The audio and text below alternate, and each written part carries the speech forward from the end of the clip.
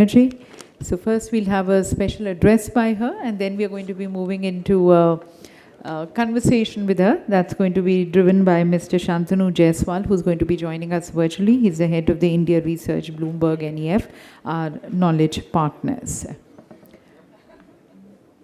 So as we've been hearing a lot about the Indian perspective on wind energy. So now more on the Indian perspective vis-a-vis the global perspective.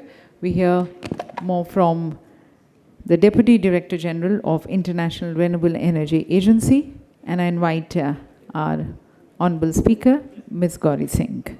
Good afternoon, and it's really a pleasure to be back at an event where we can again be in person, because the last 2 years have been, we've continued to have our engagement, but nothing really beats in-person engagement. So let me start by thanking the organizers, IWTMA, for inviting me to this event.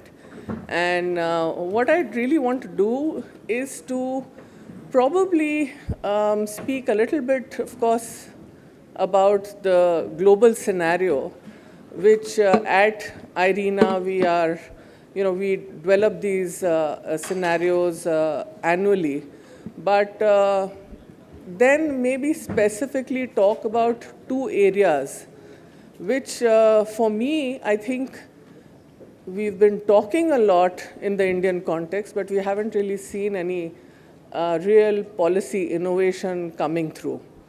So let me start by talking about what we see, the changes that will happen between now to 2050 as we move to a completely different energy system in 2050, which will look very different from what we have today, which is much more fossil fuel based, but moving out, out of that kind of a scenario where currently where we have 21% electricity as the energy carrier, to moving to a scenario where we will see electricity becoming a majority energy carrier in the shape of about more than 50%.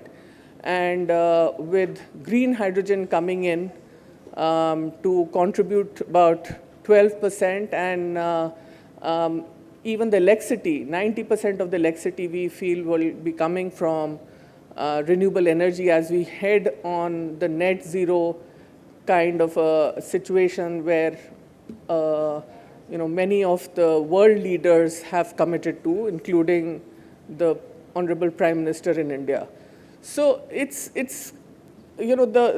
are not talking about energy systems tinkering at the margins. We are not talking about some small peripheral changes that will happen. What we are really talking about is a complete overhaul in the way we look at both energy production and energy consumption.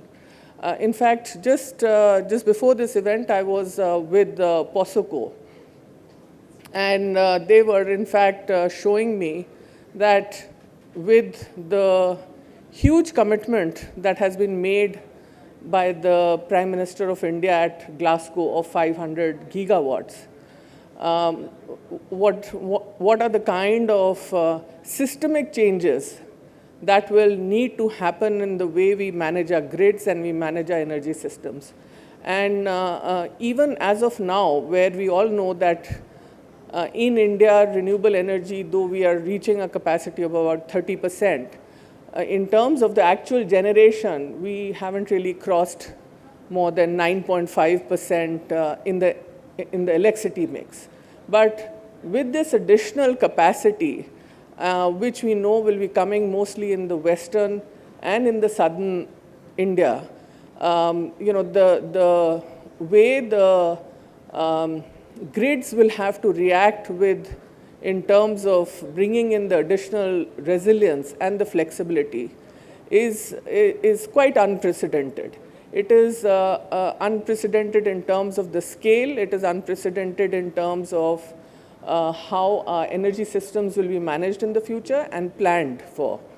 So one of the things, I mean, I want to talk a little bit more about is about the potential. We all know there's a huge potential for offshore wind, but still we don't really see anything really moving. I mean, I do know that the Honorable Minister has announced that we would soon be going for a 2,000 megawatt auction for offshore wind. And when I posed this question to POSOCO on in terms of how would they actually be able to deal with it, you know, our grids, they said, are ready to take in this kind of a variability of operation, because as we all know, in April 2020, when we had that, you know, that small time schedule where the entire electricity system got ramped down and ramped up, it really showed the power of our grid and the resilience that our grid inherently has. I think what is important is, I don't know how the auctions will play out, but clearly, as you also heard in the last panel, the kind of interest there is of investors and funding entities to come into India and to be able to put in investments into offshore wind, that is obviously something that we are seeing, and it's quite palpable. In fact, if you're looking at globally, then the offshore wind we expect would need to reach about 380 gigawatts by 2030 to be able to stay on track for the 2050 net zero ambitions that the world community has set for themselves. And I don't think India can any longer be observers on the margin and not come up with a very strong policy framework that allows us to harness this potential that exists. The other point that I want to make, and again, this relates to how we look at policy, because ultimately, you know, we all know that although the public sector investment is only a very marginal investment in terms of the entire investment in this sector, but it does play the role of being the catalytic factor. And when we look at the role that policy plays, I think all of us here would agree that policy has always played a very critical role in the deployment of renewable energy and will continue to do so. The other very important policy innovation that I think we need to see is the repowering of our windmills, which had been set or which had come into operation pre-2005, because as we all know, they do have, at least if you're looking at the sites, which if you're looking at the 100-meter height kind of sites, I think those are sitting with very low capacities at perhaps the best sites that we have available, and also have pretty much outlived their lives. So they need to be a push from the policy side that will get repowering started, so that it can again unlock these very high and resource-rich areas with higher capacity of wind farms coming in. We do know that for India, if you're looking at a 120-meter height, we have a huge potential of about 700 gigawatts. And while that needs to be exploited alongside the solar potential that is coming in, but the other important opportunity that has come in for wind sector, and again, we were having a discussion at MNRE regarding the green hydrogen policy, which seeks to, we already have the guidelines which have come out by which have been brought out by the Ministry of Power, but the market creation, which we expect will happen through the announcement of the hydrogen mission, is again, it can have a completely path-breaking kind of a consequence. And for that, I think it's important that wind, whether it's offshore coupled with hydrogen, we start planning and enabling our policy frameworks for the wind sector to play an important role in this next very important energy carrier that we think will completely change the energy landscape moving ahead. So I just thought I'll share these thoughts and give you a perspective on where, as IRENA, we think that globally the costs of wind we already know have come down substantially, but even the cost of offshore wind, we expect by the next year will reach in the range of 5 cents to 8 cents, which again makes them very competitive. So let me end here and then maybe spend some more time as we take the discussion forward. Thank you.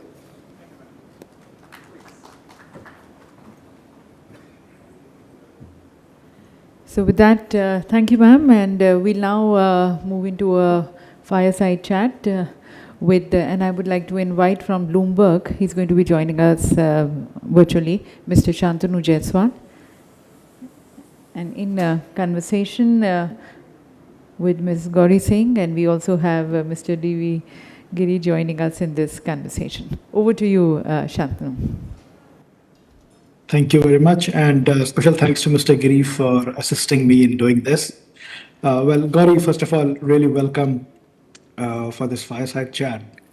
Now, I have a question which has really been on the top of my mind since morning. You know, most of the positivity and discussions on the wind side that we have seen today, they're mostly hinged on India's medium to long-term targets, so basically 2030 and 2070 targets. But some people may also question the need for these targets for India. You see, India's contribution to global greenhouse gas emissions since the start of industrial revolution in mid-18th century, it's just been 4%.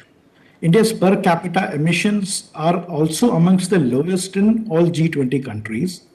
And India has also not been the one that filled up all the global carbon budget. So the question is, why is India being asked to do more on climate change and energy transition at global forums? And should India pay any heed to it? Thank you for a very interesting question, because this is something that I think troubles a lot of people, when they look at our per capita emission and look at the very strong targets that we set for ourselves. But I think, we are at a time where many of us, or in fact, a lot of us are aware about the damages that are happening because of the changes in the in what we see as weather conditions, but in a long term you can call it that it's contributing to the climate change. And I think whatever we are setting as the country and at the global arena, and the commitments that are coming from India, I think we need to see them in the context of the urgency and the need to do it for the citizens of India. This is not something that we need to be in a race to say that, okay, the carbon budget was not utilized by us, so why should India be responsible for taking the expensive route to deploy renewable energy and to make the changes that are needed in the power system. I think the important thing here is that this is a reality in terms of what we are facing in the environment, and this is a commitment more to the citizens of India that these targets have to be thought in terms of.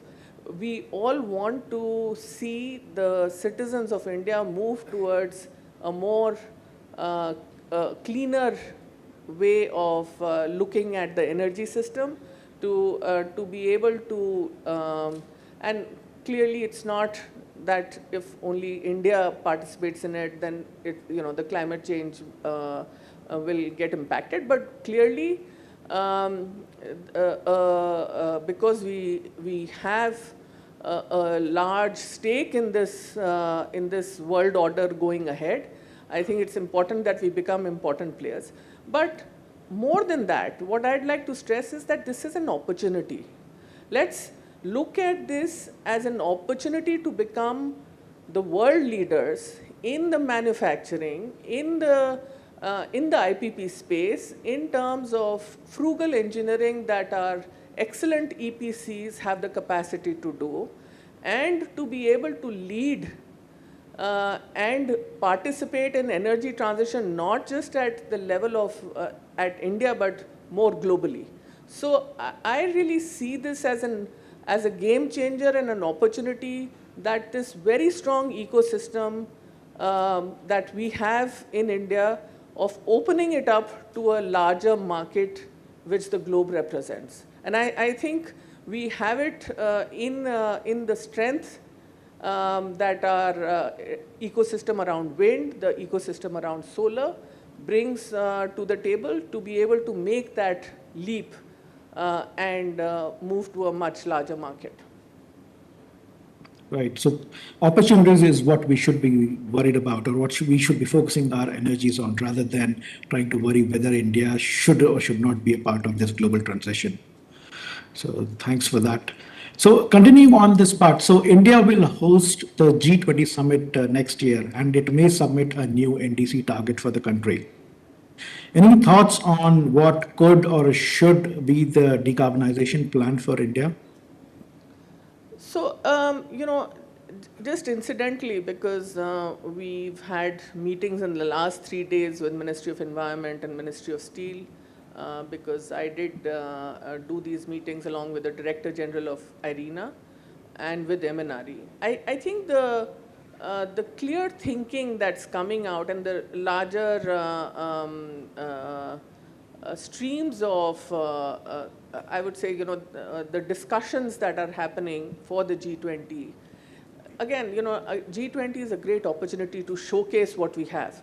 But more importantly, it is an opportunity to change the narrative around certain areas and areas of work.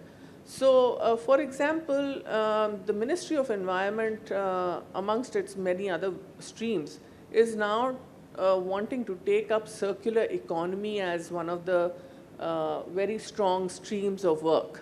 And circular economy, as you know, is something that we as Indians understand very clearly. But how it gets implemented in the energy space is something that we need to work on and have a clear, a policy narrative around it. But again, green steel is something that we hadn't heard discussions on green steel, even I would say 6 months back. And when we visited the Ministry of Steel, what they were showing us is the readiness that not just the large integrated steel plants have to go green, but also the MSME sector, which forms almost a 50% in the steel production. The kind of enthusiasm that they have in being able to look at renewables and at least you do the short or the interim solution of greening the electricity that they use. So I think G20 is an opportunity to basically push the envelope, both on policy and our thinking, and to be able to change or introduce the narrative that India wants to introduce in the global discussion on climate. Right. And in your speech, you talked a little bit about the thinking that goes in IRENA around how the future of power sector would look like. So basically till 2050. But let's talk something closer to home, which is on the wind industry side. So what message would you like to give to our audience on the role of wind energy in India's future and the opportunities that it brings for the industry? So Shantanu, I think, wind energy sector in India has always been the very strong backbone, or the very strong, I would say, the spinal cord on which the renewable energy sector has been built. And it's I just walked through the exhibition and I was telling Mr. Giri that this is what an ecosystem looks like. Right from having the manufacturing capacity to do wind blades, to tooling for wind, to to be able to do the forecasting and the software for doing it. You can actually see the entire the aspects of the value chain that are ready and raring to go to be able to contribute to a larger target that we have set for ourselves. But I think the wind sector has also shown a lot of resilience over these years. And whether it is the manufacturers or the IPPs that have come in, or the way that the IPPs and the the manufacturers and the EPCs are looking at coupling wind energy with other forms of renewables. I think these are all the trends that really, I would say, for me, are a demonstration of the strength that we have in India in this sector. And it's not for, not for any other reason that you find all the large players in the world having a base in India in manufacturing or in deploying. So I think what is really needed is to be able to give the needed policy innovation and policy push to catalyze further growth in this sector, because I think, you're talking of a potential of about, at 120-meter height, you're talking of a potential of about 700 gigawatts, which is not a small number.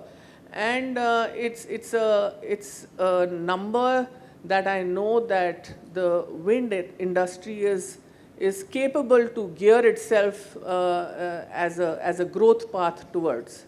So I really think that we should build on our strength, leverage it to move the envelope even on policy to make it even go further. Right. Well, thank you, Gauri. Thanks for sharing your candid views with all of us. And in the interest of time, I'll hand it back to Mr. Giri on stage, and he can bring this session to a close. Thank you, Shantanu. But we wish you were with us in person, but I think certain contingencies could not make you come. But before we close the session, ma'am, it's a pleasure to have you with us. This afternoon, as I was giving the vote of thanks after the special plenary session, I was addressing a couple of people in our audience as champions. And though we have a rather thin crowd, taking that it's close to 6 o'clock in the evening, let me introduce again formally Ms. Gauri Singh, who was with us as Joint Secretary in MNRE. And I'm very proud to say that she's truly a super champion. During her tenure, it was so interesting. I would say, I'm happy the press is not here, but I'm probably between the four walls of the Holy Ghost. Both Ms. Gauri Singh said, if India has an ecosystem of producing megawatt-sized turbines, Madam knows very well that we produce turbines at the lowest cost in the world.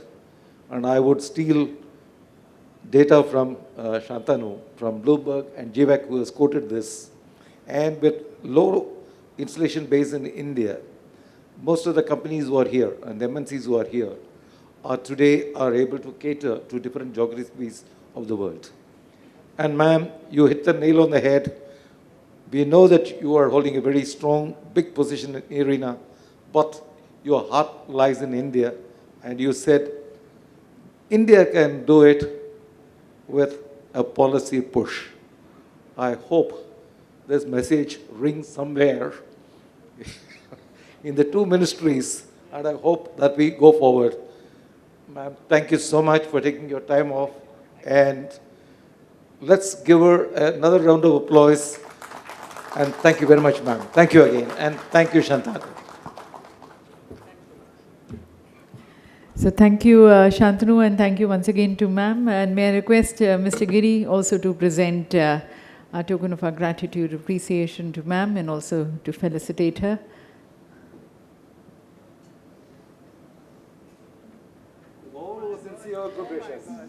Thank you, ma'am. As Mr. Giri said, your presence and your dress definitely dignifies and magnifies our event. Thank you.